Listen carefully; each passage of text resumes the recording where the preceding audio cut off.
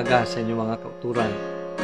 Salamat kita sa Ginoo sa sining nga bag-ong adlaw nga kung diin kita sa liwat makabugtaw kag sa mga pagpamalandong naton sa sining temprano sang aga.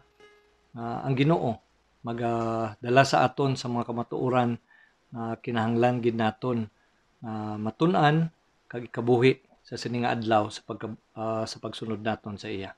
Sa sining nga mga devotion naton, labi na gid sa devotion nga kung diin ako magadala sa pulong sa Ginoo, luyag ko nga pagatun-an naton ang pulong sa Ginoo diri sa Psalm 23. This will be a series of study in relation sa sining nga devotion, and probably this would take us mga pila ka mga devotion, pero luyag ko nga pagasuguran sa sining nga aga ang ini nga very familiar nga passage kag kamo dira sa Dawn nakabalugid kamo nga many times akon ini nga gindala sa pagpamalandong labi na gid sa mga tinion nga sa liwat-liwat ang ini nga dinalan sang kasulatan nangin pagpakamaayo una sa tanan sa akong tagipusoon kag amo na nga gin-share ko man sa inyo. So sa sini naton nga mga devotion luyag ko nga amo ining aton pagatun-an kag ang lantaw sini ang sipad-sipad sini nga ang mga pagpakamaayo nga ihatag sa aton sa Ginoo mangin giya naton sa adlaw-adlaw naton nga pangabuhi sa pagsunod naton sa iya.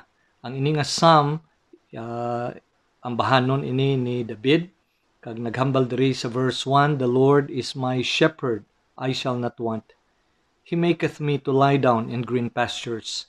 He leadeth me beside the still waters. He restoreth my soul. He leadeth me in the paths of righteousness for his name's sake. Yea, though I walk through the valley of the shadow of death, I will fear no evil, for thou art with me. Thy rod and thy staff, they comfort me. Thou preparest a table before me in the presence of mine enemies. Thou anointest my head with oil, my cup runneth over. Surely goodness and mercy shall follow me all the days of my life, and I will dwell in the house of the Lord forever." Magapangamuyo anay kita. Ginoo, salamat sa liwat nga mabisitahan namon ini ang ini nga dinalan sang kasulatan nga kung diin magatudlo sa amon nga makinahanglanon sa adlaw-adlaw Ginoo nga tanan. Kabay pa ang mga prinsipyo diri ma-apply namon sa amon kabuhi kag ini Ginoo sa liwat mangin pagpakamaayo sa amon. This is, Lord, a very familiar passage. Kabay pa nga ang fresh anointing sang balang nga Espiritu nga ma-apply gid namon ini maski sa sini Ginoo nga mga tinion nga kung diin nagatubang kami sa sini nga pandemic sa liwat Ginoo. Kabay pa ang ini nga dinalan sang kasulatan, ini nga kapitulo, ini nga bahanon ni David sa liwat Ginoo magdala sang pagpakamaayo sa tagsa-tagsa sa amon ining amon pangamuyo sa ngalan ni Jesus. Amen. Sa sini nga devotion naton sa sini nga aga kag sa mga damo pa nga mga aga nga ihatag sa aton sa Ginoo, luyag ko dalon ang aton nga mga pangunahuna sa sining kapitulo. Una gid sa tanan, luyag ko pagadalon sa inyo ang background sang sining ang bahanon. Maintindihan naton kung ano ang tinutuyo, ano ayhan ang natabo sa kabuhi sang nagsulat sini, kag pinaagi man sini makit-an man naton kung paano ang iyang eksperyensya nga ang Ginoo nangin matuod sa iya, ma-apply man naton sa aton man nga mga kabuhi. Damo sang mga naghatag sang background ayhan sang sining dinalan sang kasulatan. Ang iba naghambal nga sang si Haring David isa pa siya ka pamatan-on nga kung diin nagabantay siya sa karnero. Kag sang nagabantay siya sa karnero sang iyang amay, damo sa mga eksperyensya nga natabo sa kabuhi niya. Pero ato nga mga eksperyensya gin-translate niya to become spiritual experiences. They are not just normal in a way as a shepherd, but then he translated it sa iya nga paglakat sa Ginoo. So many believe nga sang bataon pa siya ginsulat niya ini. Ang iba naman naghambal naman nga pagkatapos sang iya nga bilang isa ka hari sa tion nga nag-recollect siya kung anong iya kaang tanan sa Ginoo. Ginsulat niya ini. Tigulang na siya, and if he ever wanted to have a song to be remembered bilang siya isa man ka shepherd sang una, kag kung paano man ang Dios nangin pastor sa iya. So ginsulat niya ini nga ang bahanon to recollect kung ano gid bala ang Ginoo sa iyang kabuhi. Pero ang isa naman nga kung diin amo ini ang background nga luyag na kun kwaon sa tion nga kung diin nga sa sining kapitulo nagamunos siya sang even though I walk through the valley of the shadow of death. Nga it seems nga ang writer ara siya sa tion nga kung diin pertigid ka delikado sang kabuhi niya. Delikado in a sense nga siguro ang buwas would even mean his own death. So ara siya dira sa ital-ital nga tion kag ayhan ang ina nga tion nga kun indi ang Ginoo amo ang magasalbar sa iya, amo na ina ang katapusan niya. Kag may isa pa diri ka dinalan nga naghambal diri, thou preparest a table before me in the presence of mine enemies. So sa history, sa kabuhi ni David, may ara sang tion nga kung diin nalagyos siya. Outnumbered sila. A few thousands to many thousands nga ilang kontra. Kagwaay sila sang logistics at the time, especially ang ilang pagkaon. Galing kaysa nagapalagyo sila paglabot nila sa isa ka lugar, sa lugar sang Gilead, may isa didto ka tawo nga ngalan niya nga si Barzillai. Isa ini siya ka tigulang na nga tawo nga kung diin dako gid ang iyaya nga kabalaslan sa kay Haring David. So sa nagkadto didto si King David nagapalagyo siya sa iya nga bata nga si Absalom, si Barzillai ginpunpon niya ang tanan nga matipon niya nga pagkaon. Ginpakaon niya si Haring David kag ang iya nga mga sundalo. Kag pinaagi sadto nahatagan sila liwat sang kusog na sang tiuna nga ilang nga atubangon ang ilang kaaway. Indi na sila mga gutom kag indi sila mga maluya tungod kay nahimun-an sa Ginoo ang ilang nga mga kinahanglanon physical. So sa sining duha ayhan ka backgrounds nga makita naton diri nga walking through the valley of the shadow of death, the author is facing probably in his mind an impending death or defeat. Pero sa kasubong ayhan man sini nga tion ang Ginoo nag-provide sa ila sang pagkaon. This would bring us into the background nga ginsulat ini ni Haring David sang siya nagatubang sang iya nga bata nagrebelde sa iya nga indi lang luyag i-usurp kuhaon ang iya nga trono kun hindi mismo ang iya man nga kabuhi nabutang man sa alang-alang. Suluyag ko nga dalon ang aton mga punahuna sa sina nga background sang sini nga pagtuon naton sa pulong sa Ginoo. Nga kung diin sa sini nga mga tinion, when David was looking back, kag sang iya isulat ang ining ambahanon, ano ayhan ang iya nga ambahanon bahin sa iya kabuhi? Was it a good life or was it a bad life? Kumusang Ginoo sang nagligad nga mga tinion, how could he describe God and his life? If that would be the time when David was thinking would be the last, this would be the last song ay bilin niya.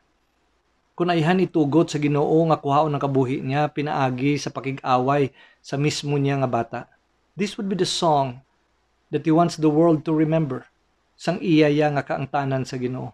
So this is really more of a song of trust and confidence in the midst of adversity. In the midst of trials, in the midst of rebellion, in the midst of uncertainty, in the midst when his heart was broken as a father, na kung diin mismo ang iya nga bata amo ang naghingabot kag luyag magkuha iya sa iyaya nga kabuhi. He wrote this song. This is more of a testimony song kung paano niya ginsaligan kag masaligan ang Ginoo in bad times, but also remembering the good times. A song of trust, a song of confidence that this is my God, the God that I am trusting. He is my shepherd. Kag kung ano man gid ang matabo sa akon, o kabay pa nga ang bilog ang kalibutan makabalo, that He is a faithful God. He is a good God. He is my provider. He is my protector. The Lord is my shepherd. Ang pamangkot bala sa sining tion sa aton, sa sining pagsulat ni King David sa sining psalm, paano ni nakalabot si King David sa iyayang kumpiyansa kag pagsalig sa Ginoo? How he came to this point nga probably this is one, if not the lowest point in his life, and yet he would give us one of the most beautiful song you could ever see in the book of Psalms. A song of trust, a song of confidence, a testimony of who God is in the midst of adversity, uncertainty, or even pending death para sa kay King David. May mga clue kita kung paano ini nga nagapag-un pagid ang iyang pagsalig sa Ginoo. Kagaluyag ko sa sining aga sa pagtuon naton sa pulong sa Ginoo, kag diri man kuhaan naton sang application sa aton nga mga kabuhi. I want to start sa sini nga una gid sa tanan, he learned to trust God early in life. Sang bataon pa siya, ang iyang mga eksperyensya, simple kag normal nga eksperyensya sa isa ka shepherd, ato naghatag sa iya sang foundation sang iya nga pagsalig kag pakakilala niya sa Ginoo. Bilang background sini, si David, ang iya sini nga amay amo si Jesse. Ang lolo niya sini amo si Obed. Ang father ni Obed amo si Boaz. Kag si Boaz amo ini ang ginmention sa libro ni Ruth. Kay si Boaz nakapangasawa siya sang isa ka hintil nga ang ngalan niya nga si Ruth. Amo na nga ang libro sang Ruth daw kanami nga love story, kanami nga halin-ayhan sa madulom nga eksperyensya, talking about the deaths in the family, and yet we have a very beautiful love story diri sa libro sang Ruth. From libro sang Ruth ayhan, it would just be another ordinary Jewish love story, pero towards the end may ari diri sang ginsulat ang writer sang Ruth nga magpakita sa aton that the book of Ruth has something greater to tell us. Kag amo ning ginhambal diri sa Ruth chapter 4 verse 17. Sang si Naomi and the women, her neighbors, gave it a name, saying, "There is a son born to Naomi." And they called his name Obed. He is the father of Jesse, the father of David. Now all of a sudden, the book of Ruth makes a very surprising revelation. Ngang ini nga hintil nga sa kadamo nga tion nahimo ini siya ayhan nga statement of trust and confidence. Thy God will be my God, your people will be my people. Ginhambal ini ni Ruth sa iya nga mother-in-law nga kung diin biyaan niya na ang Moab kag ang ilang nga mga ginasimba nga Dios kag mag-upod siya sa kay Naomi pakadto didto balik didto sa promised land, even though hindi nangin maayo ang eksperyensya niya sa Moab, kay hindi lang napatay ang iya nga bana, napatay pa ang duha niya kalalaki nga mga kabataan. But in spite of that, nakit-an niya ni Ruth nga amo ini ang Diyos. This is the kind of God I want to trust. This is the kind of God I want to follow. This is the people I want to be with, to be identified with. Ruth became the great-great-grandmother of David. So si David naghalin ini siya sa diri sa lugar sang Bethlehem. Probably many people would look at just a humble shepherd, but a very rich heritage that many people believe that the person who wrote the book of Ruth is the prophet Samuel. The prophet Samuel is also the same prophet who anointed David to be the next king of Israel. So kung lantaon bala naton ang heritage, the story, the spiritual story, is not just the love story. Sang iya ayhan nga great-great-grandmother nga si Ruth would bring to us of something of the spiritual significance dira sa kabuhi iya ni David. But of course, later on, aton makita nga the very same prophet nga nag-anoint sa iya would live a booklet, a short story And I believe they want to repeat this story.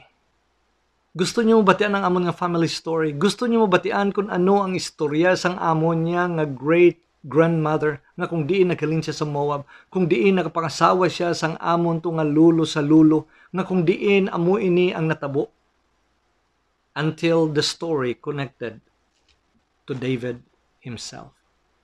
David as the youngest, daw kung kisa ginatulok naton nga ang youngest, daw amo ang spoiled. Pero sa setup sang family ni David, ang youngest, amuya ang nabilin to do the dirty job. In other words, damo siya sa mga magulang nga lalaki, pero siya nga amo ang kamanghuran, siya amo ang nahatagan sang tuka nga siya ang magbantay sa sini nga mga sapat. As shepherd, hindi iya halandumon ang ini nga klase nga obra. Sa kadamong nga tion, mabantay ka man lang, mahulat ka man lang sa ila, sang sila nagakaon sang hilamon. Sa tion na yan nga may delikado, ikaw man didto nga magabantay sa ila sa tion sang init o kun sang ulan, sa tugnaw man o kun sa kapaang man sang panahon, ara ka upod sang imo yang nga mga karnero. So may mga tinion kun kisa nga sa gabi, pagaupdan mo ang imo nga mga karnero, kung malayo na kamo nga hindi kamo makabalik sa inyo yang turil. Pero diri makita naton nang ini nga mga ordinaryo nga mga eksperyensya ginhimo ini ni David nga kung diin eksperyensya niya nga gintulok niya ang iya kaangtanan niya sa Ginoo. That later on sang nagalook back siya kung sino ang Dios sa iya bilang siya isa man ka manugpahalab, isa man ka pastor, nga kung nangin ano siya sa iya yang nga mga karnero, amo man ini ang Dios nangin amo man ni siya sa aton man nga mga kabuhi. So diri bala naton makita nga ang ini nga mga ordinaryo nga mga eksperyensya, the ordinary experiences, the daily experiences turned into some great spiritual experiences. Tungod kay gintulok ini ginlantaw ini ni David nga iya iniya nga kaangtanan, iya iniya nga relasyon sa Dios nga kung diin nakilalaan niya kag ang iya nga pagsalig, ang iya nga pagtuo na pundar lang gidira sa iya. Ang Ginoo tungod kay si King Saul nakasala kag deliberately nagtalikod siya kag nagrebelde sa iya sa Ginoo. Ginambalan ni Samuel si Saul nga ang Ginoo nagapangita that God is looking for a man after his own heart. So kanang tagipusoon ni Saul nangin matiga, nangin rebelde sa Dios, ang Ginoo nagapangita sang isa ka hari nga kung diin ang tagipusoon niya nagapangita sa Ginoo, ang tagipusoon niya nakasintro, nakafocus siya sa Ginoo, a man after God's own heart. I don't know how many thousands of men at that time nga pwede pilion sa Ginoo nga amo ang mangindason nga hari sa Israel. Pero sa pagpili niya out of thousands of men, why gid siya sang nakita sang isa ka man. Ang nakita niya was a young boy, probably a teenager, a shepherd boy, nga amo ang ipaga-anoint niya nga maghulat pa gani isang sobra pulo pa katuig nga makapungko gid siya sa trono to be the king. But at this point of time, God has to anoint that person, and that person was a teenager. A man, a teenager after God's own heart, to be the next king of Israel. Now, sa hindi iya maintindihan, sa hindi iya mapaktan sang iban kung paano ini natabo, kag kung ano nga mga eksperyensya nga nagpreparar sa kay David to become the future king of Israel, makita naton that early in life, nakatuon siya sa pagsalig sa Ginoo. Bilang isa ka manugpahalab, manugbantay sang karnero, nga sa sina nga mga eksperyensya, nagtubo, napasad ang iyaya nga pagtuo dira sa Ginoo. Basahon ko sa inyo kung paano ini ang ining eksperyensya niya sa nga bata pa siya. Nga kung diin, nagdala ini sang pagsalig, pagpapag-on sang iyaya nga pagtuo. Isa ka tion ginpadala siya sang iyang amay nga magdala sang pagkaon sa mga utod niya. Ang iyang iban nga magulang, pilagid ka magulang niya, ara sa Israeli army. Tungod kay may ara sila sang pag-atubangon nga kaaway ang mga Philistines kag ang champion nila nga ngalan si Goliath, isa ka dako nga tawo. So sa manumano, sa hand-to-hand combat, nagapanghagad siya kung sino gid ang pinakasagad sa Israel.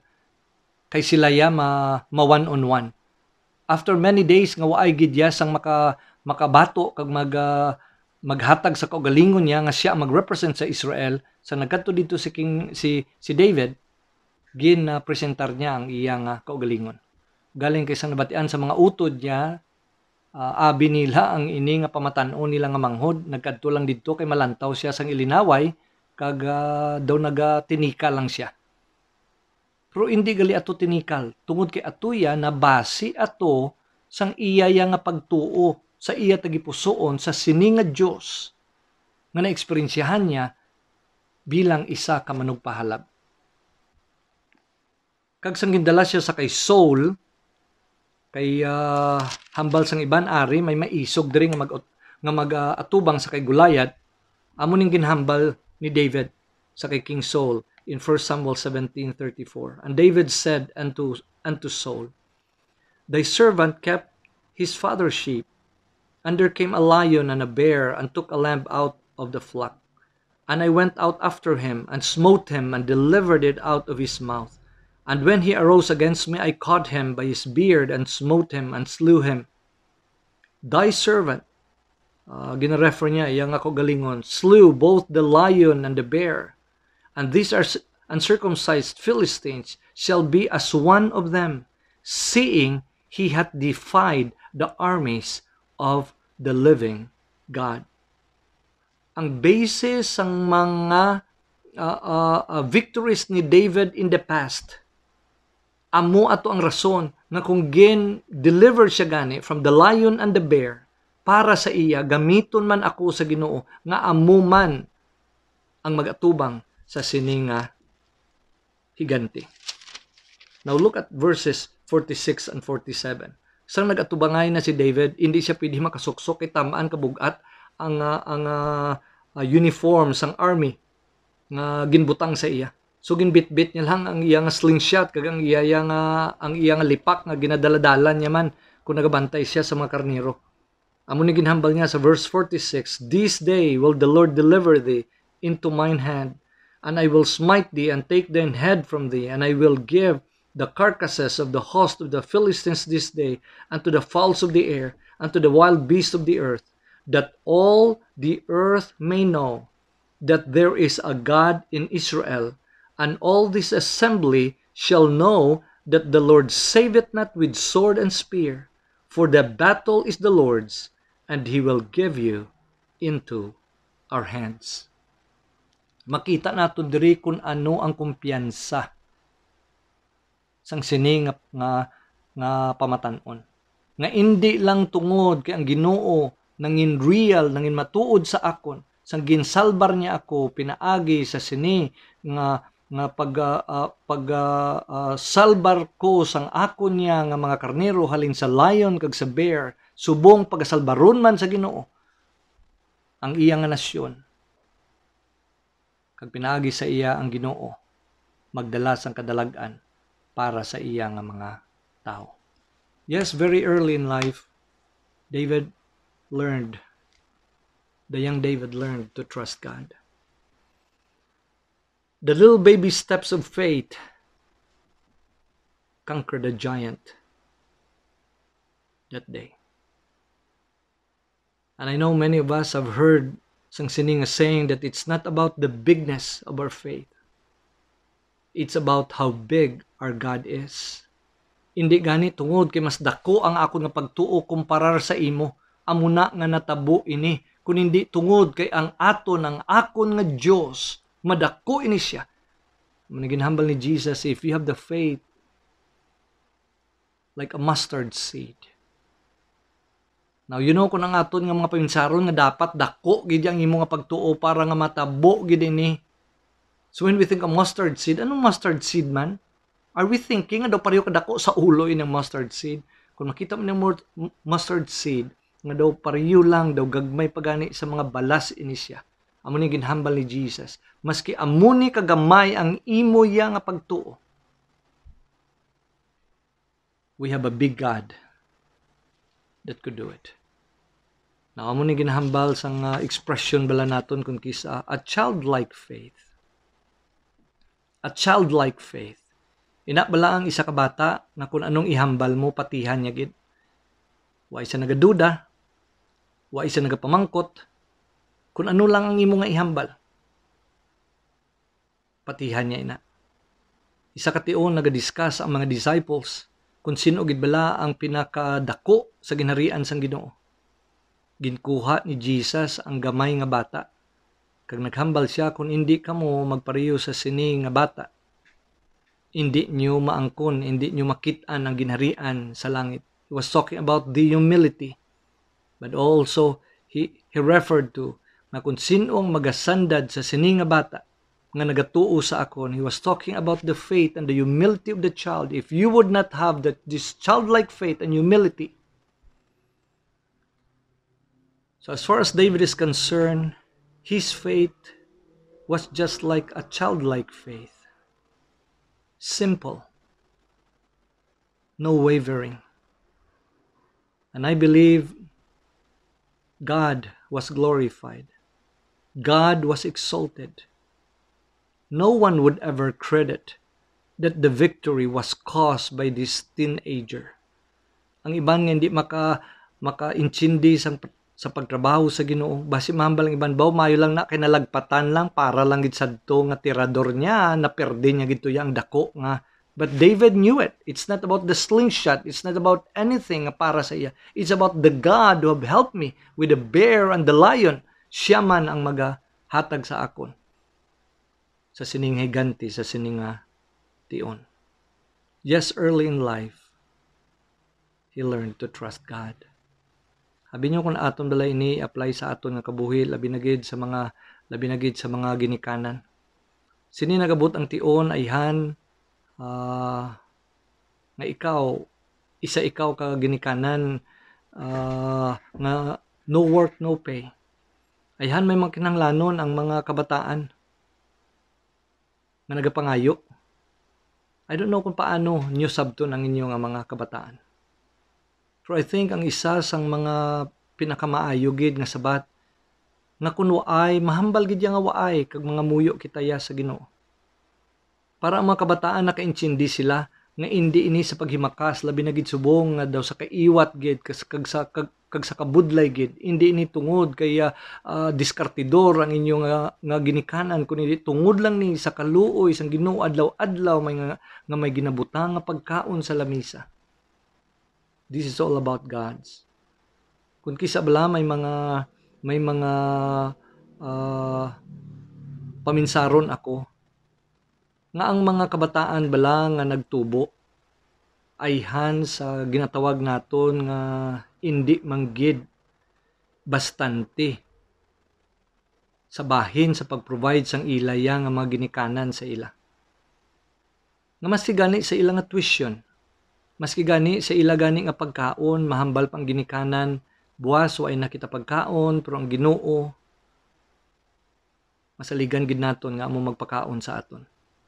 In other words, very early in life, na-expose na sila nga hindi ni tungod kay bastante kita. Hindi tungod nga kung may kinahanglanon kamo, ara dayon, malakat ko anay, mapa-ATM ako, makuha ako, nga daw ilang nga nakita, nga daw nagailig lang yang kwarta. Sometimes these kids growing up knowing that they don't have much, knowing that every single day they have to look up to God for the manna, knowing that their parents, they don't have enough, but they have a big God na amuya ang mag-provide sa ila. I believe these are the kids that will grow up knowing, realizing, and experiencing sa paghimuno sa Ginoo. Kakun ato ni balalan tawon, isa ini sang pinakadako nga leksyon na matun-an sa mga kabataan nga hindi nila makita nga labi na gid sa sini nga generation nga daw maginikanan, himuon gid nila ang tanan para lang nga mahatag, ma-provide nila ang kinahanglanon sa ilang mga kabataan. Ang ilang mga pagbakho, ang ilang nga paghibakas, ang ilang nga pagtuo, ang ilang pagludlod, kung kisa do ginatago pa nila. I think that is not wise. Kinahanglan sa mga kabataan makita kung sinong ginasaligan ta. Kinahanglan nila makita nga ang mana ginakuha nato, nagakaagom naton sa adlaw-adlaw nga tanan, hindi tungod kay damo kita sang sinuptan, kundi hindi tungod ang Dios ng promesa na kung kita mga muyo, give us this day our daily bread, that God would provide it. Isa sa mga examples nga akon bala nga nakita sini. Sang ara ako sa seminary, may ara dira sang mga estudyante nga ihan ila ginikanan hindi pa Kristohanon o kung nagaling sila sa mga imolya nga mga pamilya. Ang iban sa ila working students, ang iban sa ila magkuha lang sang pila lang ka subjects para nga makaubra sila. Anyway, para sa ila, maski wa sila kwarta, nagpersevere sila dira nga mag-eskwela gid kay gusto gid nila magpastor, gusto gid nila mag-Bible woman. Sa time ko dira may ara gani isang tinion nga may ara ako upo dira sa seminary.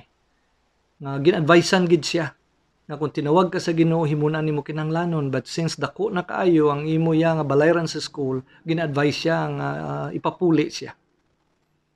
Anyway, to make the long story short, kalabanan ni sa ila. Not many of them nagpuli, na discouraged. Ang kalabanan gid nagpabilin, maski ano kabudlay naghimakas gid na pangita sang obra para lang masupport nila ila kaugalingon. Sa tiun sang graduation, maka-look back sila. Na why sila ayan support sa ila ginikanan, why ayan sila support sa ila simbahan, why ayan sila support sa iban nga mga tao. But they could really say that I graduated is because the Lord provided my needs. You know what is the good thing ako nga nakita man sa ila man nga kabuhi? Sang ara na sila sa ministry, sa tion sa kinawadon, sa tion nga wa isang pagkaon, sa tion nga wa isang support, sa tion nga mabudlay gid, makita mo sila nga nagayuhom lang. They already learned the lessons of faith while they were still students. Na-survive naman ang 4 years. Kung paano ang Diyos naghimuno para nga makagraduate kami, subong ari na kami sa ministry. God never failed us while we were in the seminary. God will never fail us now. Naari na kami sa pagtawag sa Ginoo diri sa ministry. So kung aton ni balang lantawon in relation sa aton nga kaangtanan sa Ginoo, aton makita nga ang aton gali nga mga needs, ang aton nga mga lacks, ang aton nga mga kinawadon, ang aton nga mga adversities, ang aton nga mga hard times, ang aton nga mga trials. God allowed this in our lives so that we would learn to trust Him. We would learn to practice our faith. I know King David later on would have greater and bigger challenges, trials, and testings in life. But early sang iyaya nga kaangtanan kag relasyon sang Ginoo, natun-an niya na how it is to trust God. How it is to have that childlike faith without question. Saligan ko ang Ginoo. Paano naton ini? Ano ang response naton sa Ginoo? Sa sining nga mga circumstansya sa aton nga kabuhi. The wrong responses would be magkumod kita. Ginoo nga mo ni ang natabo sa akon. Ginoo nga mo ning akon nga pamilya. Nga Ginoo kaimol gid ya sang akon nga mga ginikanan. Ginoo unfair kagid. Nga ang iban okay man lang. Nga kami daw halos kada adlaw daw nagatangla kami sa langit. Or probably would like to blame others. Or even blame God. Naway kita the same opportunities pareho sang iban. Nga amo pa ning pamilya nga aton niya nga diri kita na tao, nga amo ning mga circumstansya nga natabo sa aton. Or probably we would wallow in self-pity. Ti anon ini kay amo lang ini, anon ini kay amo ni ginhatag sa Ginoo, ti way ka na mahimo sini. This would be the wrong responses. The right response would be that we would be teachable. Ginoo, anong luyag mong itudlo sa akon? Sa sini nga mga kinawad-on, sa sini nga mga kulang, sa sini nga mga pagtilaw nga naglabot sa akon. Ginoo, anong ginatudlo mo sa akon? Lord, increase my faith. Tudloi pagid ko nga magtuo sa imo. Tudloi pagid ko nga hindi magduda sa imo. Tudloi pagid ko nga magsalig, nga hindi ko magpamangkot nga. Lord, teach me humility. Hindi ko ni Ginoo masarangan, imo lang gid ini. Lord, tudloi ako liwat. How it is to have a childlike faith na magsalig lang gid ko sa imo. Na hindi ako magduda. Na ikaw lang gid Ginoo ang butangan ko sang akon niya nga bug-os nga kumpiyansa that you would be the God that would see me through. Kabay pa sa sining aga, sa sining nga pagtuon naton sa pulong sa Ginoo. Nga ang si King David at the end ay hands ang iyang kabuhi sa tanan nga pagbulubaliswa and probably facing an impending death or probably facing sang pinakadako nga pag-testing sa iya kay bata nga nagyed amo ang nagahingabot sa iya, and yet he could still write a very beautiful song. The Lord is my shepherd. Let me tell you, kung sino ini ang Dios nga amo ang akon niya nga pastor, ang akon nga manugpahalab, manugbantay sa akon. Praise God, because early in life he had a very rich spiritual heritage. Nakatuon siya nga ang Dios nga kung diin nga ginbutangan niya sang iya nga bug-os nga pagsalig. Amo man ang Dios ang nag-upod sa iya throughout his life. Kag ang tanan nga mga nagkalatabo sa iya, kag ang tanan nga mga trials, ang tanan nga adversities, initanan gindesign ni sa Ginoo para magtubo pagid ang iya nga pagsalig dira sa Ginoo. Kabay pa sa sini nga tion, pandemic, grabe ang fear sang iban, grabe ang kinawad-on, grabe ang paghimakas naton. May this also be the time of the growing faith. O Ginoo, dugangi pagid akon pagsalig. O Ginoo, ipakita pagid sa akon. O Ginoo, kabay pang akon mga kabataan, makita pagid nila kung paano ikaw nagtatap sa amon para kung sa tion naman nila, sila man, kabaluman sila, magbutang sang ilang nga pagsalig dira sa imo. Magapangamuyo kita sa aton nga response sa Ginoo in the way that also David responded in the right way kag nagtubo man ang iya nga pagtuo dira sa Ginoo. Ginoo, salamat sa imong pulong sa sining aga.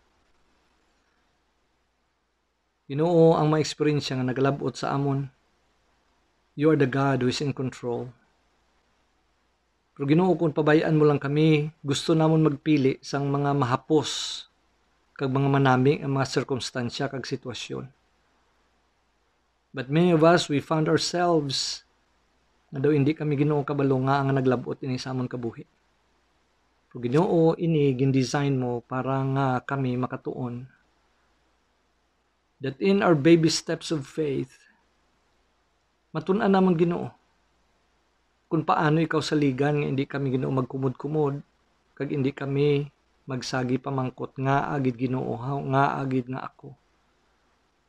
But Lord, just like a little child, without questioning, without doubting, without second thoughts, o Ginoo, himuha man Ginoo. Increase, Lord, our faith. Buligi kami Ginoo, tudloi kami Ginoo. Kag sa tion nga may mga duda kami kapag kumud-kumud kami Ginoo, sabdo nga kami, this is the wrong way. And Lord, lead us in the right path sa amon Ginoo nga pagsunod kapag alagad namon sa imo. Pakamayuhagin namin mga pulong. In Jesus' name.